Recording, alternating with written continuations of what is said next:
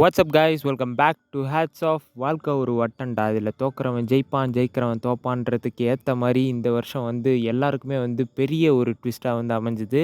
And நம்ம வாழ்க்கையில் இந்த மாதிரி ட்விஸ்ட் அமைஞ்ச மாதிரி நம்மளோட படங்கள்லேயும் பயங்கரமான ட்விஸ்டெல்லாம் அமைஞ்சிருந்தது. அண்ட் இந்த படம்லாம் ஓடவே ஓடாதுடா, இந்த படம்லாம் வந்ததே தெரியல அப்படின்ற நினச்ச படங்கள்லாம் பயங்கர ஹிட் ஆகி அண்ட் அந்த இண்டஸ்ட்ரியவே எடுத்து காமிச்சிருக்குன்னு சொல்லலாம். அண்ட் அந்த மாதிரி பல ஃபிலிம்ஸ் வந்து இருக்குது. அண்ட் அதில் ஸ்பெசிஃபிக்காக நம்ம இந்தியன் ஃபிலிம்ஸ் வந்து மேஜர் ரோல் வந்து ப்ளே பண்ணுதுன்னு சொல்லலாம். நம்ம இந்த படங்கள்லாம் வந்து ஊற்றிக்கும் அப்படின்னு நினச்ச படங்கள்லாம் சூப்பராக போன படங்கள் வந்து நிறைய இருக்குது. அண்ட் அந்த கலெக்ஷனை தான் இந்த வீடியோவில் வந்து ஃபுல்லாக நம்ம கவர் பண்ண போகிறோம். ஸோ ஸ்டார்ட் பண்ணலாமா? ஸ்டார்டிங் வித் நம்ம சாண்டில்வுட், அதாவது நம்ம கர்நாடகா இண்டஸ்ட்ரியில் வந்து ரிலீஸ் ஆன கேஜிஎஃப். கண்டிப்பாக இந்த படம் வந்து எல்லாருக்குமே தெரிஞ்சிருக்கிறதுக்கு வாய்ப்பு இருக்குது. ஆனால் இது ரிலீஸ் ஆன டைமில் இதை பற்றி யாருக்குமே தெரியல. இந்த படம் வந்தது எனக்கே தெரியலங்க. அந்த டைமில் நான் வந்து ஏதோ ஸ்கூல் படிச்சுட்டு இருந்தேன்னு நினைக்கிறேன். போஸ்டரில் தான் பார்த்தேன். அதுவும் விஷால் ஃபிலிம் ஃபேக்ட்ரி, விஷால்னா மட்டும்தான் வந்து அந்த படத்தை பார்த்து ரிலீஸ் பண்ணார் நம்ம தமிழ்நாட்டில். அண்ட் தமிழ் டப்டும் வந்து அப்போ வந்து பெருசாக ரிலீஸ் ஆகலையோ என்னமோ தெரியலங்க. ஆனால் மோஸ்ட் ஆஃப் த தியேட்டர்ஸில் வந்து அதெல்லாம் வந்து ரிலீஸே பண்ணலை.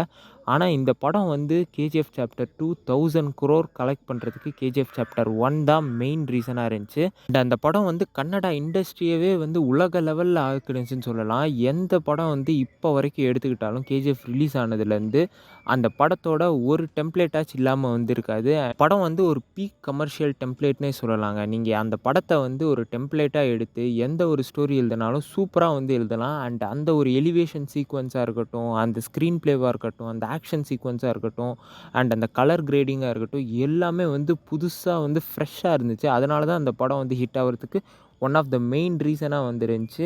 அண்ட் அந்த படம் ஹிட்டுன்றதை தாண்டி பாக்ஸ் ஆஃபீஸில் வந்து அடிச்சு நொறுக்குனுச்சு கேஜிஎஃப் சாப்டர் 2. ஆனால் அதுக்கு விதை போட்டது என்னமோ கேஜிஎஃப் சாப்டர் 1 தாங்க. அண்டு கலர்ஸ் தமிழுக்கு ஒரு பெரிய தேங்க்ஸ் சொல்லியே ஆகணும். அண்ட் இந்த படம் வந்து நான் ஃபஸ்ட் கலர்ஸ் தமிழில் தான் பார்த்தேன். அண்ட் அந்த படம் வந்து ஓவரால் ஒரு 30 தாட்டி அந்த இதிலே பார்த்துருப்பேங்க, கலர்ஸ் தமிழ்லேயே. யாரெல்லாம் வந்து கலர்ஸ் தமிழில் இந்த படம் வந்து ஃபர்ஸ்ட் டைம் பார்த்தீங்க அப்படின்றத கீழே கமெண்ட் பண்ணுங்கள். அண்ட் தியேட்டருக்கு வந்து கேஜிஎஃப் சாப்டர் 1 வந்து யாரெல்லாம் போய் பார்த்தீங்கன்றதையும் கீழே கமெண்ட் பண்ணுங்கள். ஏன்னா வந்து நான் மிஸ் பண்ணிட்டேங்க. எனக்கு இப்போ வரைக்கும் ரெக்ரெட்டாக இருக்கிறது அதுதான். அதை வந்து ஒரு ரீரிலீஸை போடுங்கடா ப்ளீஸ்டா. அண்ட் அப்படியே அடுத்துக்கு வந்தோன்னா, மாலிவுட்டில் ரிலீஸ் ஆன மஞ்சுமேல் பாய்ஸ். கண்டிப்பாக இந்த படத்தோட ட்ரெய்லர் வந்தப்போ யாருமே வந்து நினச்சிருக்க மாட்டாங்க இந்த படம் அவ்வளோ கலெக்ஷன் கொடுக்கும். அண்ட் மாலிவுட்டையே வந்து ரெப்ரசன்ட் பண்ணுற ஃபிலிமாக வந்து இந்த படம் வந்து அமைஞ்சுது. மோர் லைக் 150 crores வந்து அந்த டைமில் வந்து கலெக்ட் பண்ணிச்சுங்க. அண்ட் அந்த படத்துக்கு வந்து உண்மையாலுமே சொல்கிறேன், ஒரு மலையாள படத்துக்கு கேரளா ஃபேன்ஸை தாண்டி தமிழ்நாடு ஃபேன்ஸ் வந்து அவ்வளோ வந்து அந்த படத்தை வந்து செலிப்ரேட் பண்ணி பார்த்தாங்க. இதுக்கும் நான் போன தியேட்டரில் வந்து அந்த படம் வந்து மலையாளத்தில் தாங்க ரிலீஸ் ஆனுச்சு, தமிழில் கூட இல்லை. அண்ட் அந்த தமிழில் ரிலீஸ் ஆகாமல் மலையாளத்தில் ரிலீஸ் ஆனதே வந்து அத்தனை பேர் போய் பார்த்தாங்க. அண்ட் தியேட்டர் வந்து ஹவுஸ் ஃபுல்லுங்க.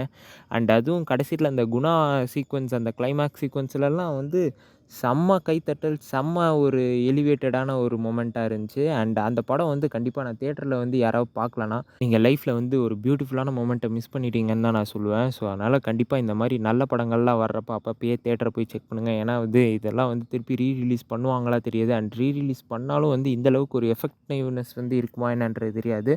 ஸோ அதனால் ரெக்ரெட் பண்ணுறதுக்கு முன்னாடி இப்போ வர்ற படங்கள், இனிமேட்டு வரக்கூடிய நல்ல படங்கள்லாம் தயவு செஞ்சு போய் படத்தில் தியேட்டர் போய் பார்த்துருங்க. ஏன்னா அந்த தியேட்டரில் இருக்கிற ஆம்பியன்ஸ் அண்ட் சவுண்ட் அண்ட் அந்த குவாலிட்டியே வந்து தனி. நீங்கள் வந்து அதை என்ன தான் வந்து ரூம்லேயே தியேட்டர் போட்டு பார்த்தாலும் வந்து அது சரி வராது. பட் ஆனால் நீங்கள் அந்த தியேட்டர் வைப்புன்றது தியேட்டர் வைப் தாங்க. So watch it in theatres guys, movies எல்லாம். அண்ட் அப்படியே வந்தோன்னா நம்ம ஆண்டோட விக்ரம். இந்த படம் வந்து லோக்கினாவோட ஒரு ஸ்பெஷல் ஃபிலிம்னே சொல்லலாம். பிகாஸ் ஆஃப் லோக்கினா வந்து உங்களுக்கே வந்து தெரியும், கமலோட மிகப்பெரிய ஃபேன் பாய். அண்ட் அவர் எடுத்த படம் எப்படி இருக்கும் அப்படின்றது ஒரு தனி ஹைப் வந்து கிரியேட் பண்ணிருச்சுன்னு சொல்லலாம். பிகாஸ் ஆஃப் வந்து பேட்டை வந்து கார்த்திக் சுப்ராஜ் எடுத்தாப்புலல்ல, அதே மாதிரி வந்து ஒரு ஃபேன் டெம்ப்ளேட்டுக்கான ஃபிலிம் தான் வந்து விக்ரம். அண்டு கமலை வந்து இந்த லெவலில் பார்ப்போம் அப்படின்னு நினச்சிட்டு இருக்க டைமில் இந்த படம் வந்து ரிலீஸ் ஆச்சுங்க. உண்மையாலுமே சொல்கிறேன், ஒரு பக்கா ஃபேன் பாய் சம்பவம்னா நான் வந்து அதை விக்ரம்னு தான் சொல்லுவேன். ஏன்னா லோக்கினாவே திருப்பி வந்து இறங்கி வந்து ஒரு படம் எடுத்தாலும் இந்த மாதிரி ஒரு படம் எடுக்க முடியாது. அண்ட் அந்த எல்சியூ கனெக்ஷன் அண்ட் வந்து கைதியோட அந்த ஒரு பேக்ரவுண்ட் மியூசிக்கு அண்ட் அனியோட ஒரு பேக்ரவுண்ட் மியூசிக்கு அண்ட் வந்து எல்லா ஆக்டிங்குமே வந்து பர்ஃபெக்ட்டாக இருந்துச்சு. அண்ட் அந்த story and screenplay and கமலே வந்து பாதி சீக்வென்ஸ்க்கு அப்புறம் தான் வருவார். பட் ஆனால் அவர் வந்தாலும் அந்த ஒரு மொமெண்ட் வந்து சும்மா தியேட்டரில் பிளாஸ்ட்டாக இருந்துச்சு. அண்ட் இன்டர்வல் பிளாக் சீக்வென்ஸ்க்கு நீங்கள் இதெல்லாம் தியேட்டரில் போய் பார்க்கணும். நீங்கள்லாம் அதை பார்த்தீங்கன்னு வச்சுக்கோங்க, அப்படியே வெறித்தனமாக இருந்துச்சு. நீங்கள் அதை தியேட்டரில் அந்த எக்ஸ்பீரியன்ஸாக இருக்கட்டும், அந்த கத்துற சீக்வென்ஸ் ரோலெக்ஸ்லாம் வர்றப்ப நான்லாம் வந்து முடியை பிச்சுக்கிட்டு பயங்கரமாக இருந்துச்சு. இதுக்கும் நான் ஃபர்ஸ்ட் ஷோ இது வரைக்கும் நான் வந்து ஒரு கமல் படத்துக்கு நான் வந்து அவ்வளோ ஆவலாக வந்து போனதே இல்லை. அண்டு ரோலெக்ஸ் இருக்கார், அதாவது சூர்யா வந்து கேமியோ கொடுக்குறாருன்னொடனே கண்டிப்பாக வந்து தியேட்டரில் புக் பண்ணி இதுக்கும் ஃபஸ்ட் ரோவில் உட்காந்து பார்த்தேன். கழுத்தெல்லாம் வலி எடுக்க எடுக்க உடம்பெல்லாம் வேர்த்துருச்சு. ஏன்னா அந்த தியேட்டரில் வந்து இது கூட இல்லை, ஃபேன் தியேட்டரில் போய் பார்த்தேன். அண்ட் அதுக்கே வந்து அவ்வளோ கூட்டம், பத்தலை சாங்கெல்லாம் செம்மையாக இருந்தது.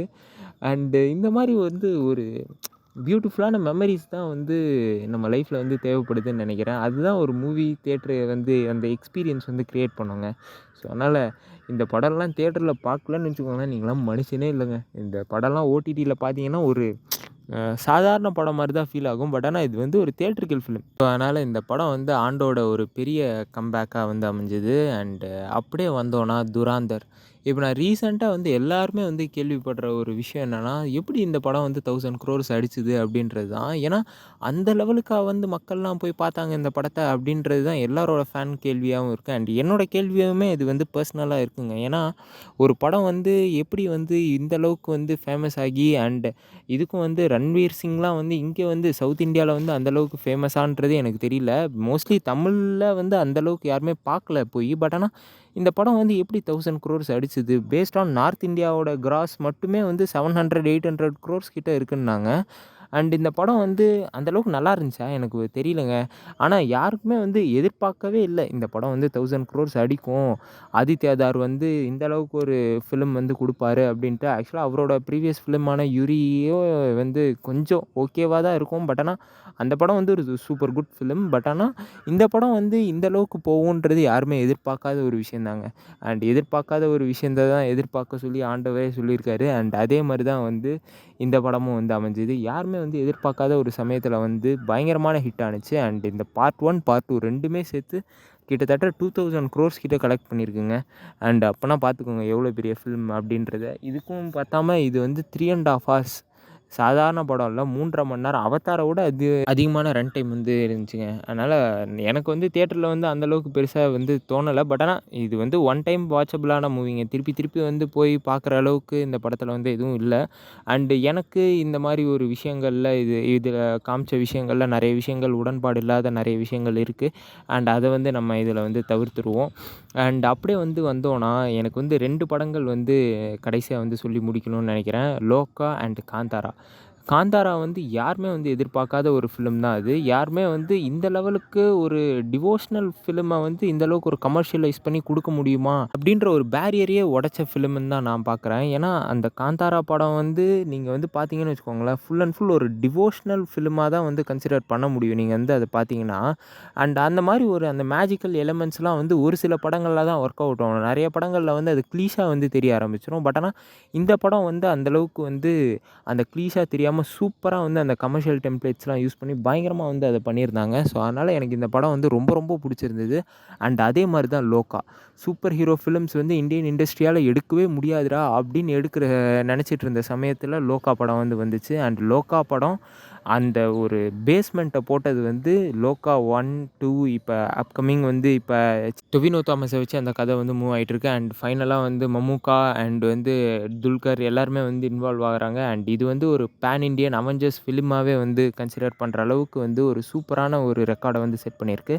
And Mollywood industry, south Indian இண்டஸ்ட்ரின்னு இல்லாமல் ஓவரால் இந்தியாவிலேயே வந்து இந்த படம் வந்து பயங்கர ஃபேமஸாக இருந்துச்சுங்க. ஆக்சுவலாக பிரம்மஸ்தரான்ட்டு நீங்கள் ஒரு படம் பார்த்துருப்பீங்க. அந்த படம் வந்து ஹிட் ஆகும், பயங்கரமாக இருக்கும், அப்படி இப்படின்னாங்க. பட் ஆனால் அந்த படத்தை விட 100x டைம்ஸ் வந்து சூப்பர் பெட்டராக வந்து ஒரு சூப்பர் ஹீரோ ஃபிலிம் வந்து கொடுக்க முடியும் அப்படின்றத நிரூபித்த ஒரு படம் தான் லோகா. அண்ட் இதில் வந்து நான் நிறைய படங்கள் வந்து மிஸ் பண்ணியிருப்பேன். பிகாஸ் ஆஃப் டைம் டியூரேஷன் வந்து ரொம்ப கன்ஸ்ட்ரெயின்டாக வந்து நான் பண்ணுறனால வந்து என்னால் ஃபுல் அண்ட் ஃபுல் பண்ண முடிய மாட்டேங்குது.